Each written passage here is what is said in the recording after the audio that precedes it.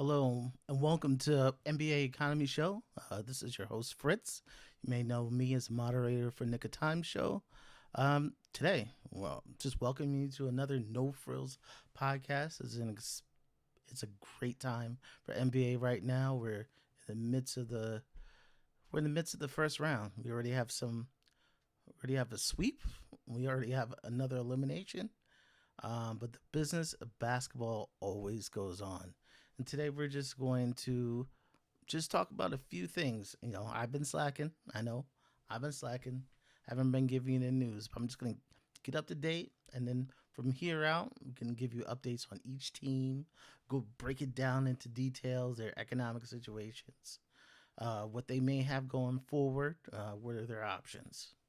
So we're just gonna go over just some of the news lately, and then at the end, if there's any questions, just put it in the chat. I'll answer it. All right, the Knicks realist. Hey, what's up? Um, yeah. First, I just wanted to talk about the NBA deals taking shape. Actually, a couple weeks ago, we got an update on ESPN being out and Warner being out. So the ESPN was the unique deal out of all of them, where NBA wasn't going to get a pile of money from ESPN. Instead, they're going to become partners. So NBA would own the property, ESPN would co own the property, and they would kind of do it as an investment together. That is out. So ESPN, as of now, looks like it's out. So this ESPN, ABC, Disney looks like it's out for the time being. But what is clear about it, the TV deal, it is not going to be a Godfather offer. When they start getting excited about this new TV deal 2 years ago, it was during the pandemic, and during the pandemic, streaming services were absolutely killing it at the time, and streaming services were buying each other up. So the NBA thought maybe at that time, that somebody was just going to blow them away with an offer to just put all NBA on the channel. So no breaking up of channels, just one big offer from Amazon, Apple, or Google to keep the NBA. Like it would have been, they were expecting something so high that no reasonable other channel would offer it. But reality has set in. Now, streaming companies, after the pandemic, are coming down to reality where they put out content and they're losing money. So that Godfather offer where they're going to get three times what is worth before is not coming. That's probably also why um, Dallas sold. A couple owners were interested in selling because that a Godfather offer was not coming. But now we get another update. So ESPN's out, Warner's out. So no, right now we're not talking. We're talking Disney out, we're talking ABC out, we're talking ESPN Plus out. Today we get an update that NBC is close to a deal for NBA rights for 2.6 billion. And that's a share under what the entire old deal was. So what it seems like they're looking to buy is a majority of the NBA TV deal. So they have the rights to games on certain nights. This is not NBA League Pass. This is not all the games. This is a right on certain nights. NBC would have the rights, and not only that. When you think about NBC, you always think about the channel, the classic NBC channel, where you do see your, your shows, your Law and Orders. You got to think bigger. So NBC NBC is also Peacock. So you have to think about the Peacock network hosting NBA games, but during those prime times, it will be on NBC, the network channel.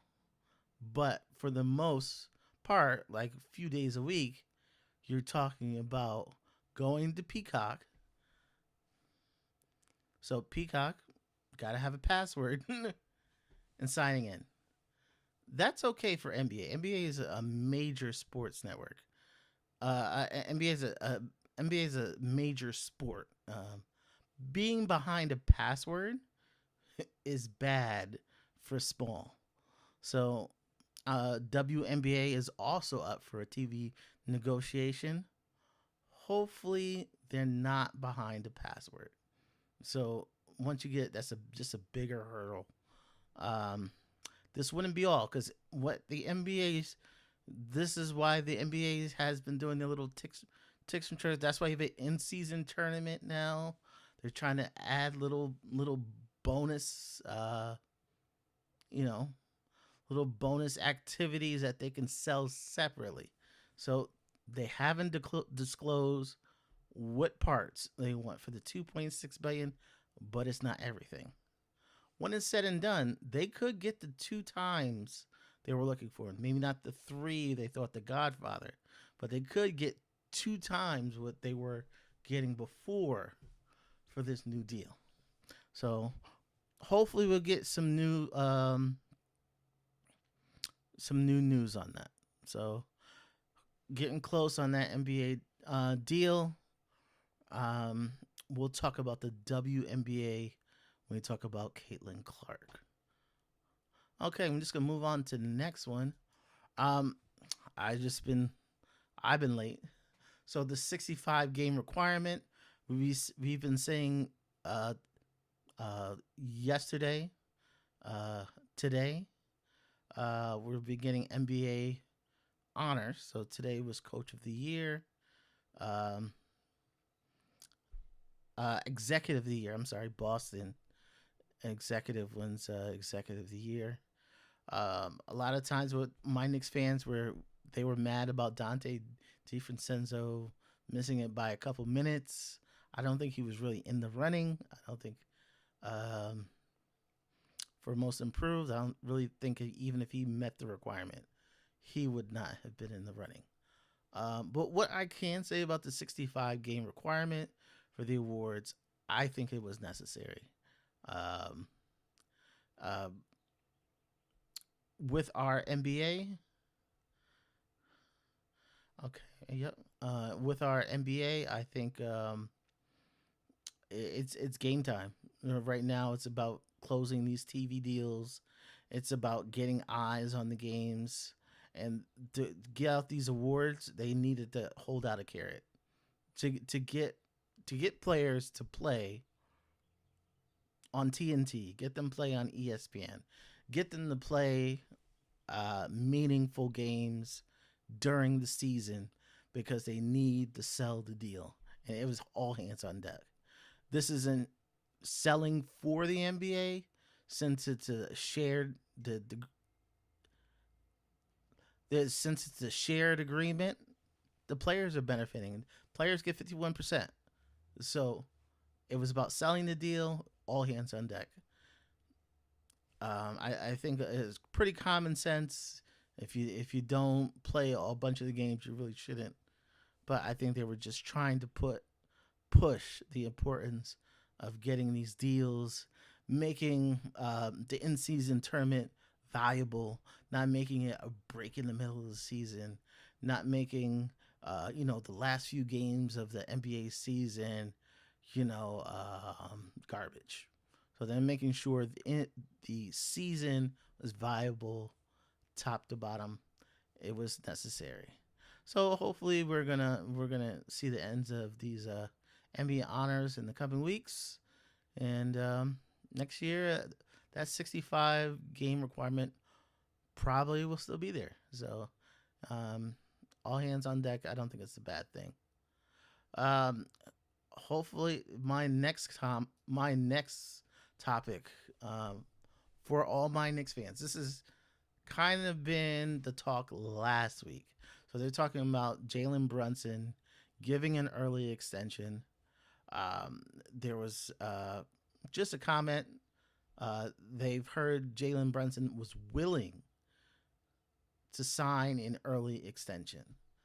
And I just wanted to go in why that is important. So Jalen Brunson is eligible for early extension. So it's not extension time. When they signed him, it was a 4 year, 105 contract, but he can get out a year early. So why is this a big deal? This year we're expecting Jalen Brunson surely to be an all NBA player. He was an all-star. Most people have him sixth on the 15 players. If he reaches all NBA next year, he is eligible for a Supermax. So if he's eligible for Supermax, he can sign a deal bigger than Jalen Brown's. We're talking about massive deal. We're talking about a 5 year, 334. We're talking about 60 million plus on average. So with Jalen Brunson, if he's willing to do extension early, what he's saying is he can forego not going for 60. Doesn't mean he's going to come cheap. It just means I'm not going to go for 60. He absolutely deserves it. Like he can literally force the Knicks into 60. He has the leverage, but it has implications throughout the team. Just the way how Jalen Brown's has implication for Boston. Like Boston, great this year, but the supermaxes that hold over their head is going to change the team in the next 2 years. Jalen Brunson, he signed it last year. He signed it this past summer. It kicks in next year. Jason Tatum can sign one this summer. So you're talking two players who can make 35% of the cap. So two players together, that's 70% for two players. That's before you get to Porzingis. That's before all the high level role players you have in the team. And is that sustainable? What Jalen Brunson is doing is saying, I want this to be sustainable. That's a big deal.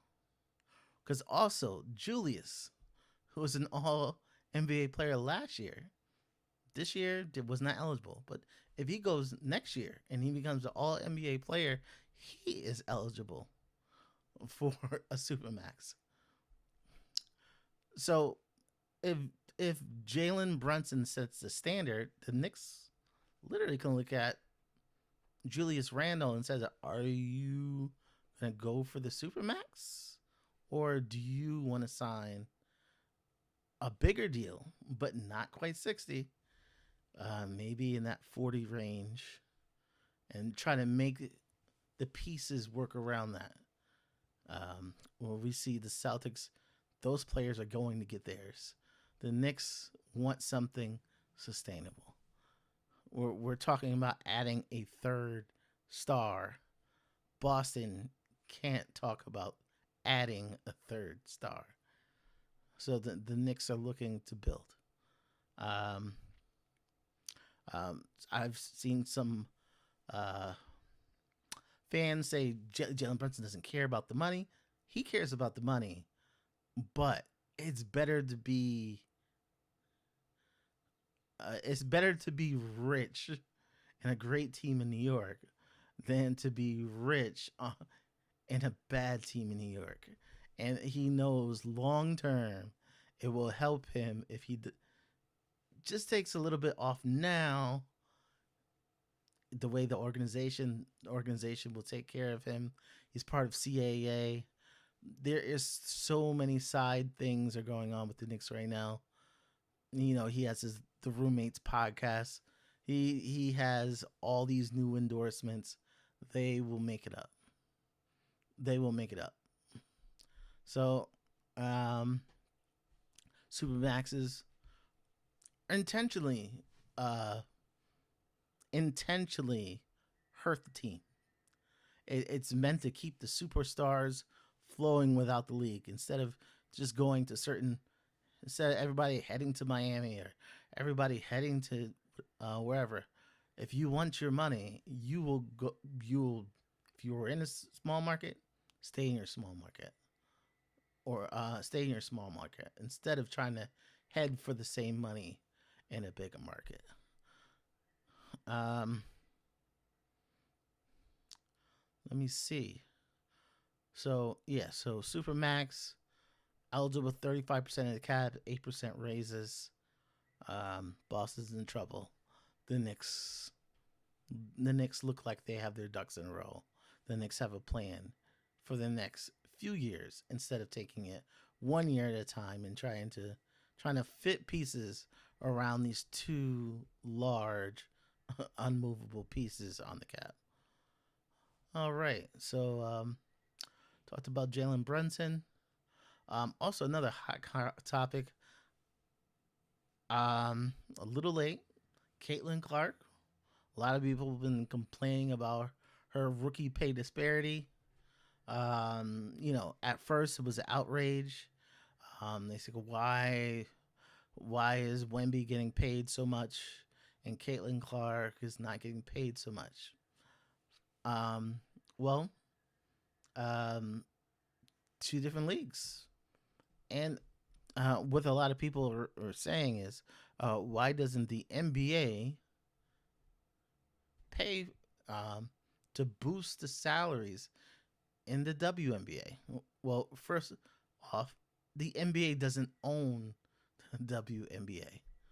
And when it was created, WNBA was created 1996. The NBA did own pieces of the WNBA. They owned like 20%, and that's what they did back then. They put money into the league, and but now the WNBA is 29. I'm sorry, 25 plus years old. So it has to be self sufficient. And what they did is just like the NBA, they put in a pay structure, and it's fair for what is coming in.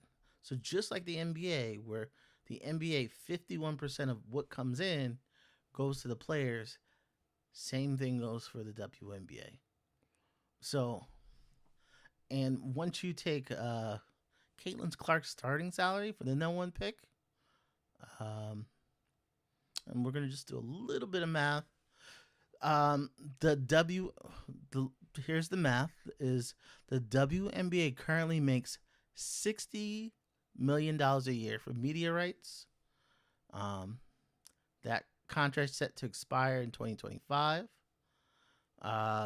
In comparison, the NBA makes $2.7 billion annually. And once you do you divide it, you see that Caitlin Clark makes the same percentage as Wembyama. So I know it's a big disparity, but it's based on income. So what can be done about that? Caitlin Clark is going to make 76,000 in her first year, 78,000 her second, 85,000 in her third year, and that's someone who's going to be the face of basketball. And it does seem kind of ridiculous, but what's going to have to happen is there has to be more income. So for those people who are complaining, are they buying tickets? Are they buying jerseys? Are they going to games? That's what needs to happen. Um, I I'm gonna make a concerted this effort to invest more in the WNBA. I got WNBA League Pass. It was only $35 this year. I am definitely. I bought my WNBA League Pass. I'm buying merch. That's what we need to do. We need to invest WNBA. It's not about, hey, how can we put money over there? Because just on facilities, we saw in the last couple of years there was an issue with airplanes, and the Liberty were taking flights to every game. Other teams were bussing it, and they got on the Liberty because they said that wasn't fair. That the Liberty had flights and other people had buses, so that now the Liberty need to bus it like everybody else. So we see that this it's a league where that money, the owners say they don't have it, and it's because they have different owners in the NBA. Some NBA franchises do have WNBA, but some owners are just WNBA owners, and they want, you know, an equal between the players and them. So if this was like an NBA offshoot, by all means they should raise it, but it's based on how much is coming in. So we need to grow the league, and then they can help uh, with these pay disparities, and hopefully the WNBA with their next TV deal, popularity of Caitlin Clark could boost not only just revenues, but the bottom line for the players. And hopefully that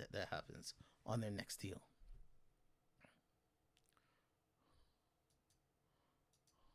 And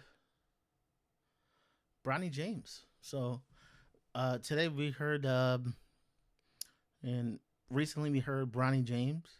He put his name in for the NBA draft and also put his name in for the transfer portal.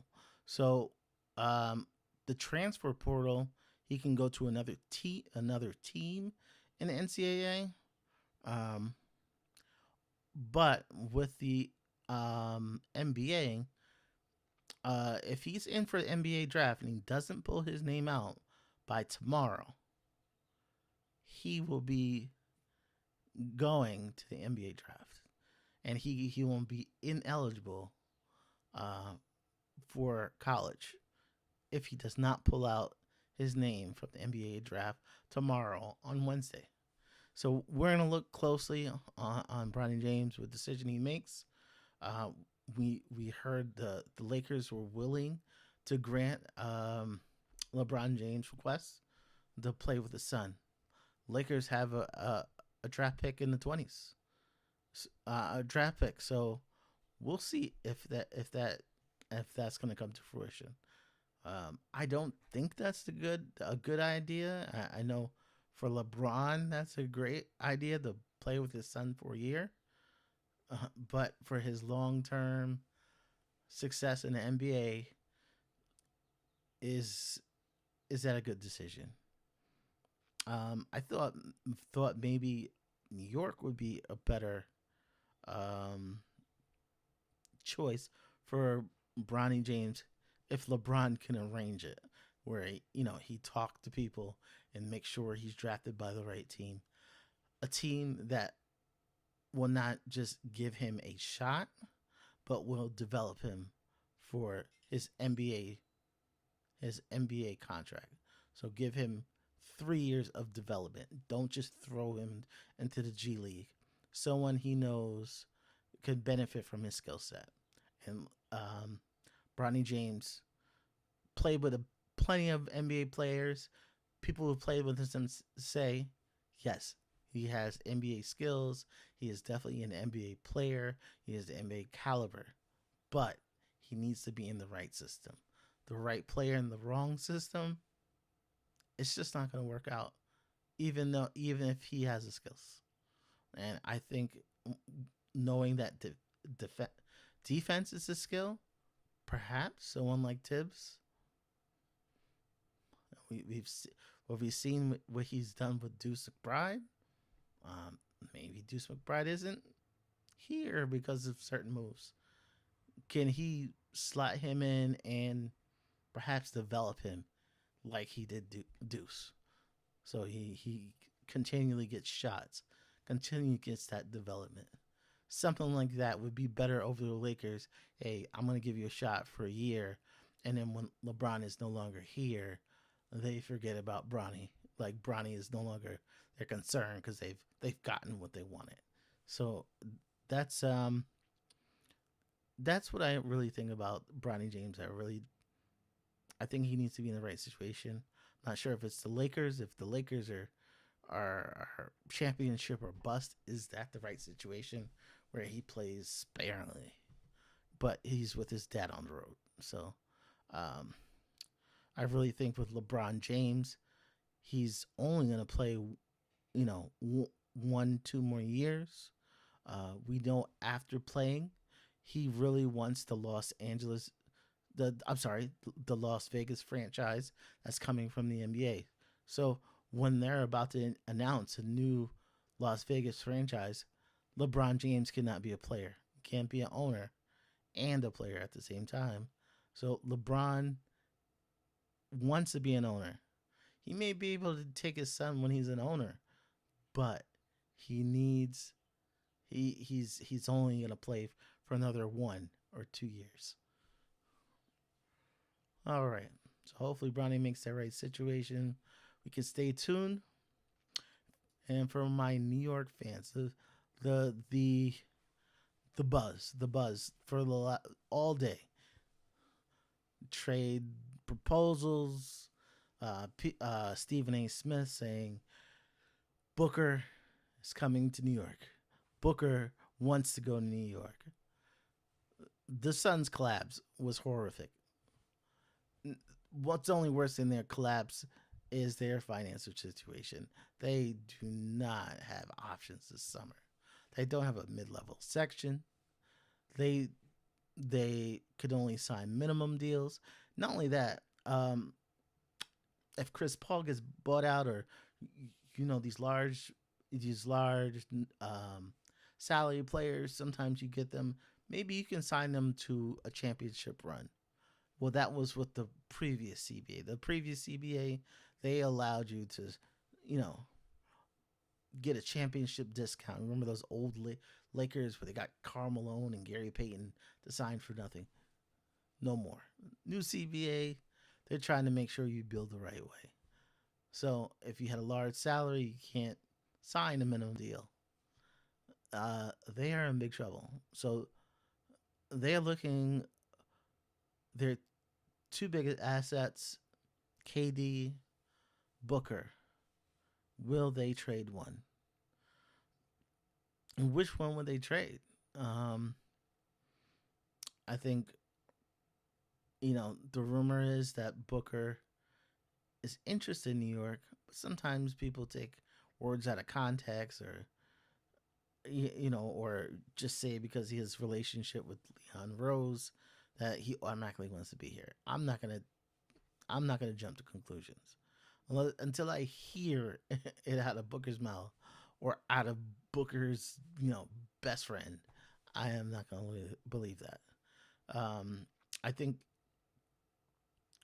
on paper it makes a lot of sense. Um, he's 6'4", oddly the same size as Dante DiVincenzo. Dante even shot a better percentage from this season. Um, but one thing about Booker, he has raised his scoring every year he's been in the NBA, and it, it's very rare that the Knicks you can get a player while they're ascending, and we're coming at the point where he should be next few years are the peak of his basketball career. So getting someone at their peak is an interesting proposition. And I know people say, "Oh, it's not worth it. 49 million." When certain players are available, you make the deal.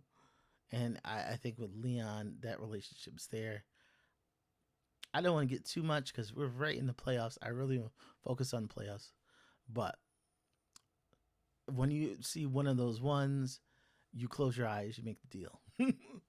I don't think the Knicks would clean house, but the Knicks are in a situation where Suns are against the wall. Like they really don't have much leverage, and they could always deal him to another team.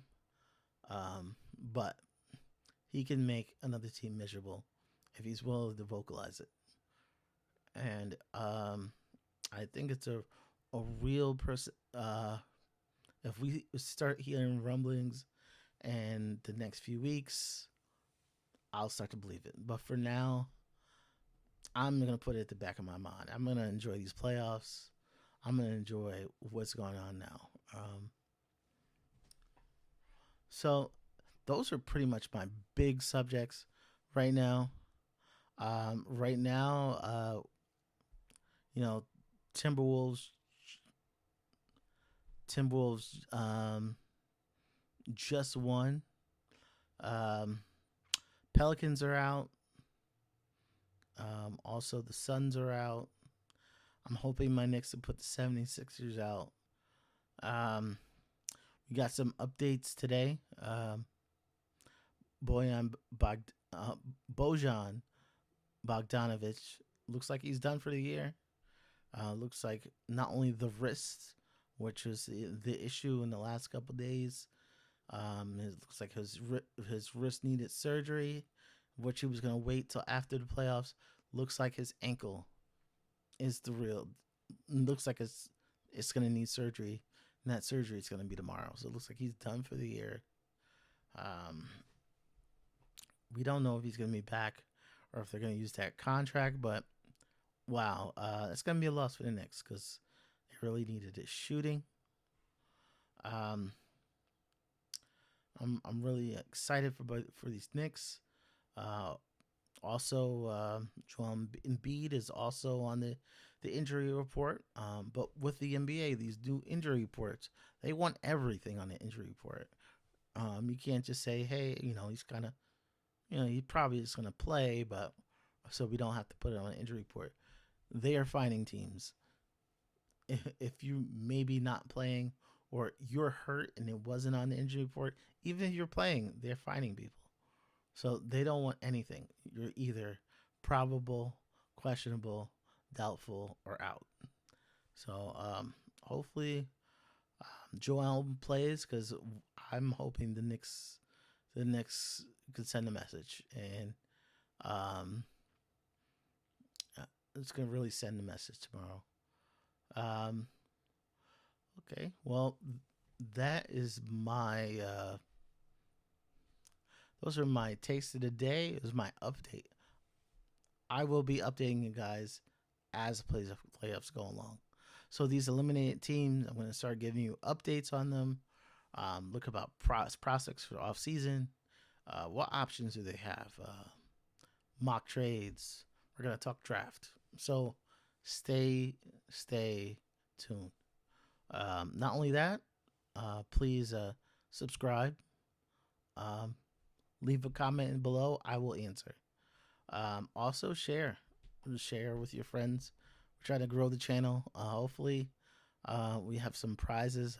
I've recently bought things that haven't come in. They're like some Jalen Brunson bobbleheads. All those things haven't come in yet. But we will have some prizes for subscribers. So stay tuned to the NBA Economy Show, as we will give you the news all off season. All right, have a good night, and I hope to see a lot of you on the Nick of Time as I moderate. Would be great. We have a lot of great conversations. We also have our Fan Fridays, so hope to see you guys there.